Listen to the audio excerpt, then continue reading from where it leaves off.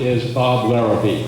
He's a contractor from the high desert. He's done all sorts of big and little projects, full myriad of civic involvements.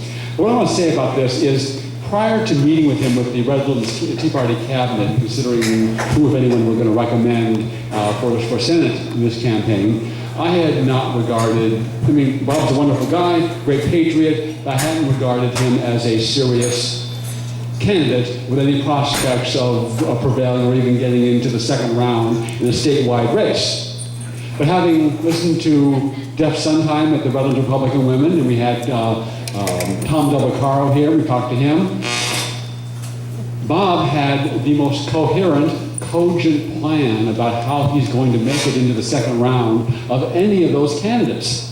Oh wow, this guy is serious, he's thought it out, and he has a plan, and we're going to hear from him tonight. So Bob, why don't you come up and tell us why you're running for Senate?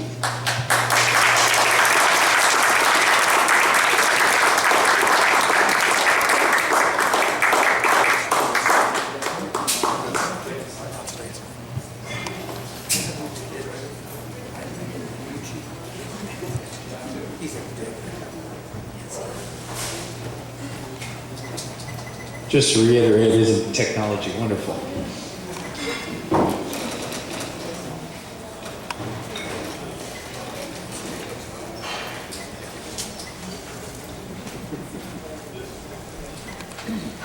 I put together a PowerPoint presentation to help make this go along a little faster.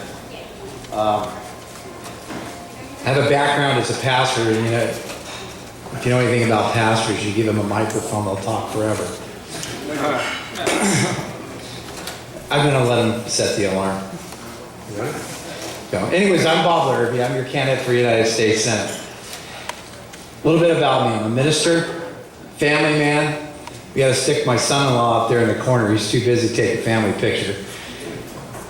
I serve in the United States Air Force Auxiliary Civil Air Patrol. I've served as a chaplain, as a moral leadership officer.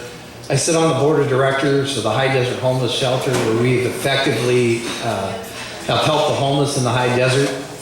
And I serve on the advisory board for the Rosa Sharon Life Center, where we counsel women who are pregnant and provide them help and hope and alternatives to abortion. I'm an outdoorsman,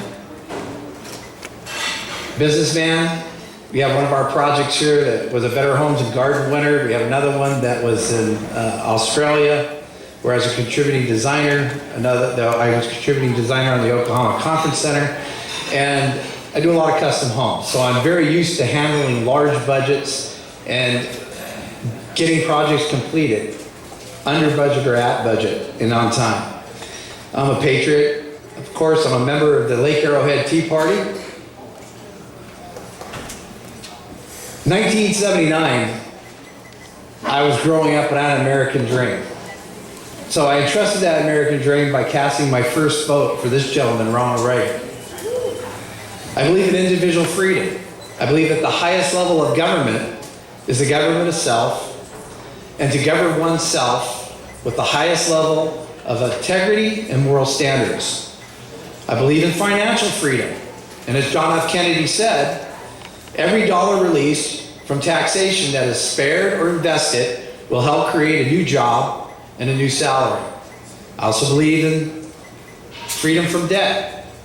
As Thomas Jefferson said, we must not allow our rulers to load us up with perpetual debt.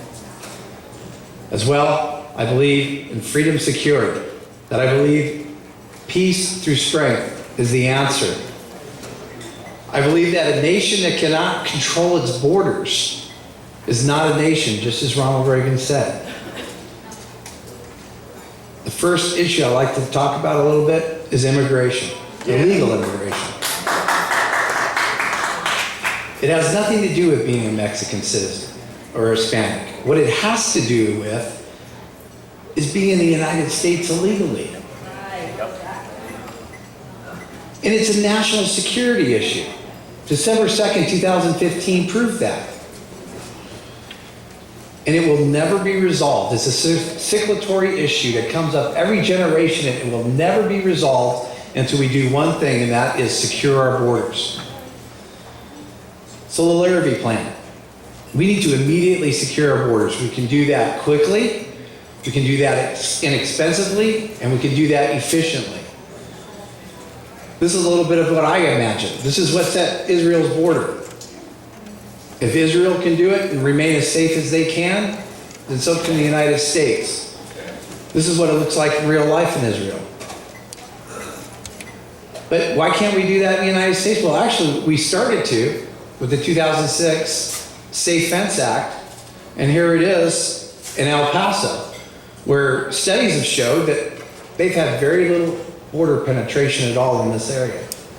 So this is something we need to do. We don't need to take the time and the money to build a wall, but this is something we can do quickly, inexpensively, and efficiently. The next part of my plan, we need to issue immediately 12 million deportation notices, not 11 million, because since we started talking about 11 million, it's now 12 million. And what we do with those deportation notices is we give them set 90 days to self-deport themselves. This is how we can afford to do it. We just said you got 90 days, just like an eviction notice. You got 90 days to get out of our country. And if you do, you'll be allowed to return at some point legally. If you don't, well, you will never, never, never, never, never, never be allowed to return to this country. This country needs to be about the rules of law. We got to think about that, especially with our kids. And compassion, they question our compassion. Well, I want you to consider this next group of people, our military. If our military personnel must be separated from their families to protect our liberty and freedoms,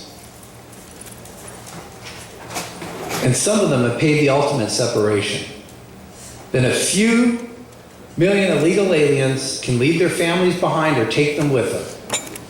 But I think this is totally unfair to our military, to ask them to leave their families. You want to talk about compassion? What about the compassion for our military men and women?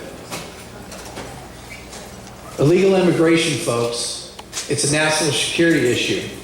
And we have to stop listening to all this rhetoric and call it what it is. We need to protect our country by securing its borders.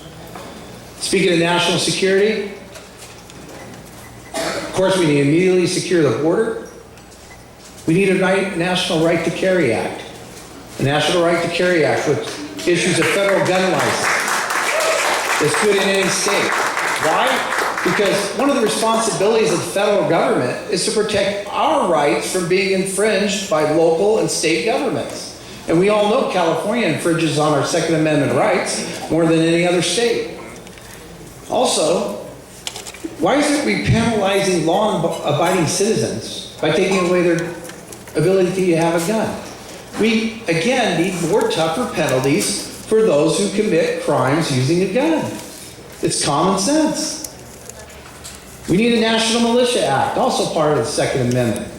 A National Militia Act which would allow citizens to be trained in the use of firearms, self-defense tactics, and other arts of war. We see the necessity of that because of what happened in December 7th, 1941, when the Japanese attacked Pearl Harbor and they decimated the Pacific Fleet. They could have easily come and invaded mainland United States, but the one thing that we're told that kept them from doing that is what? We the people, in our Second Amendment. A government that cannot, and now we're going to move on to debt, but a government that cannot repay its obligations cannot meet its obligations to truth, justice, and liberty. The plan that I have, we need a balanced budget amendment. We need no new debt.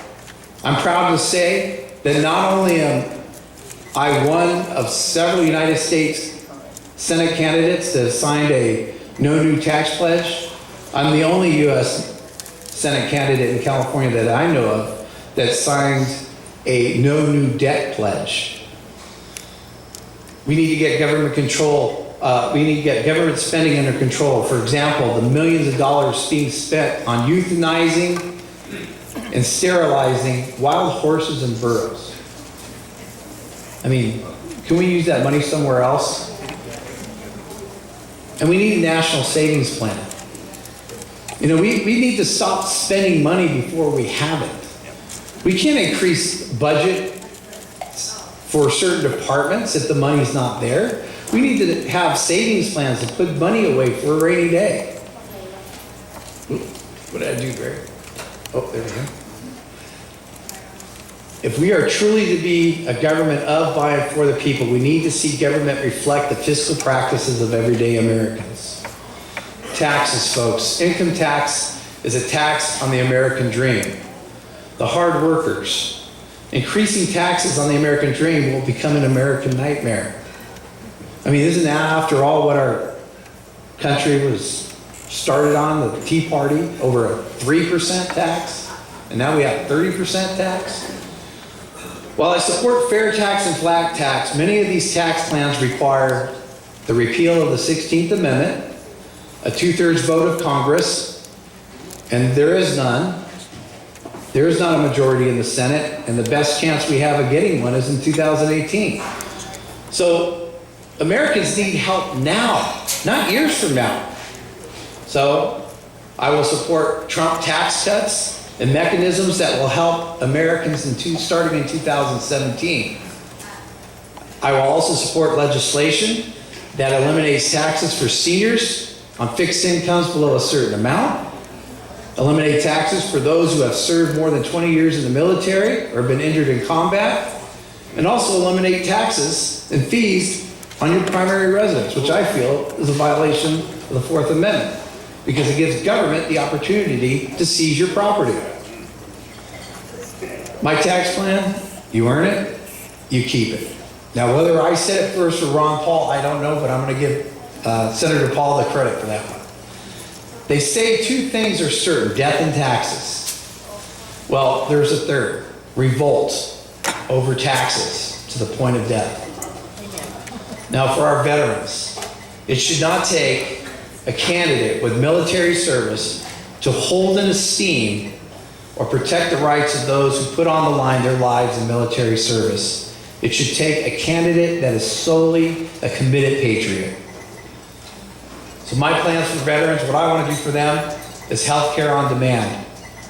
Any hospital, any doctor, and VA hospitals should specialize in combat-related injuries only. That way our veterans get the health care they deserve and they need. And we need to do more than that for our veterans, because it is the demographic in our country that is, to me, the most spit on. If it was not for those men and women who serve in our military, going back to 1776, we would not be and still be the United States of America. All life matters, but none more than those who put their lives on the line so that our lives and liberty are protected. Now the future. You know, our future is our children, and we have failed our children in laying out the American dream. Firstly, by not laying a firm foundation found in God, family, and country. And secondly, we have failed them by laying on them the burden of debt, both from out-of-control spending and the void of moral character. Country provides the opportunity to be free, independent, and live out responsibly the American dream and make it an American reality. The American dream is freedom, to have an equal opportunity to achieve success and prosperity through hard work, determination, and initiative with personal responsibility, to conduct oneself in a moral, decent manner, respectful to others, and this without impediment of others, most of all, the great impediment, government. I reached a conclusion, didn't I? Oh, I get 2 minutes overtime. Family provides the first appearance of government moral responsibility to self and others. The first form of government every child knows and has as constitutional right is that of the governance of parents. When government seeks to govern the life of the child over the first governance of their parents, then that government seeks not to be a government of and by and for the people, but one that lords over the people. And God, folks. God provides the moral foundation to do the right thing. Believing and speaking about God should never, ever be allowed to be looked down upon. Our own state constitution in its preamble says, as you see, we the people of the state of California are grateful to Almighty God for our freedom in order to secure and perpetuate His blessings to establish this Constitution. See, government sponsorship of religion is not the same as government acknowledgement of God. Just as the eisegesis of the Constitution is not the same as its exegesis. You can draw out of them the acknowledgement of God from reading both state and federal constitutions, but you cannot read into them that God has no role in their interpretation. Our nation was birthed with the idea that God existed in the minds and hearts of individuals apart from religion, that God intended that we have a place to exercise our inalienable rights only found in liberty with justice for all without regard to religion. If you believe there should be laws against murder and theft, then your moral foundation is in the scriptures. It is this moral foundation we should lay for our children at the earliest age in our homes and our schools. Schools? Well, when our public schools breed ignorance, hatred, bigotry, and hate for God, family, and country, it is time to reform them or disband them and those we entrusted to run them. Yeah.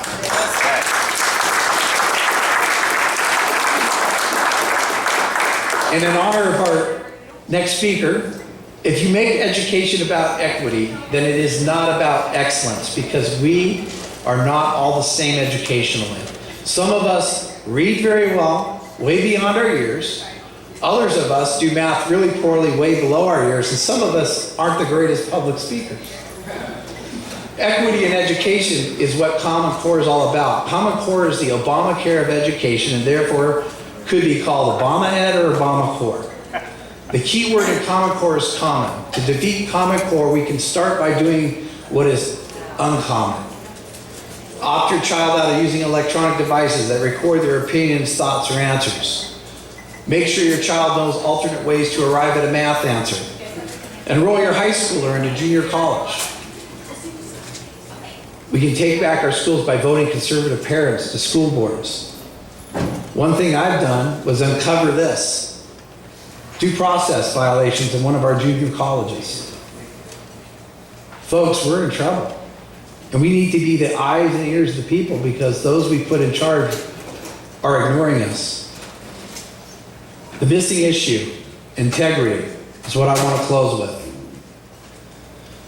Folks, if we want to restore our country, we need to look at the fact that in election, issues are circulatory.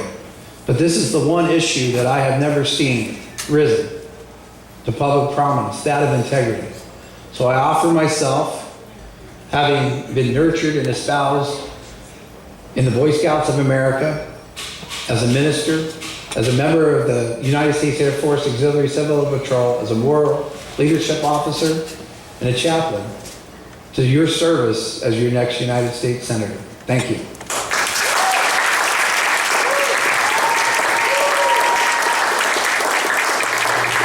Does anyone have any questions?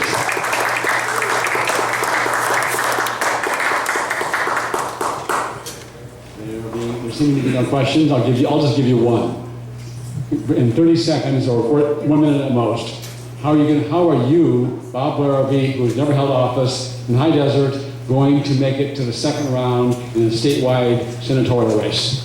Well, real quick, I've already spent about $35,000 of my own money traveling up and down the state. What we've done is we identified certain various groups that would give us certain votes, starting from the north, working south. We have become the only United States Senate candidate in California to support the state of Jefferson movement. I met with the representatives of 21 northern counties in January to pledge my support for the formation of the state of Jefferson, as they presented 21 declarations of independence to the state legislature under Article 4, Section 3 of the Constitution. Moving downward, we've earned the endorsement of electionforum.org, Craig Huey's group, and Craig Huey is committed to help us out with his marketing company. We've also are getting to target churches, being a former pastor, so I'll be meeting with Pastor Jack Hibbs hopefully soon as well. You know, I was asked a question at the first U.S. Senate candidate debate. You know, to win this, you need to reach across to the Democrats. How are you going to do that? Well, my response was, I guess I'm the only U.S. Senate candidate that's a Republican in California that doesn't have to reach out to the Democrats because they're calling me. I'm getting groups that voted Obama and vote Democrat calling me on the phone saying, listen, we're done with Obama, we're done with Democrats, we're looking for a Republican we could trust, we heard you were a minister, and so we want to throw you our support. And I guess my minute's up, and we have a few other things. We got a lot of smart people working on this campaign, but we got a great ground game that we're putting together, and we hope to have your help. We can use your financial support. There's envelopes on the table. And again, Greg's got our contact information on the screen. Thank you, Bob.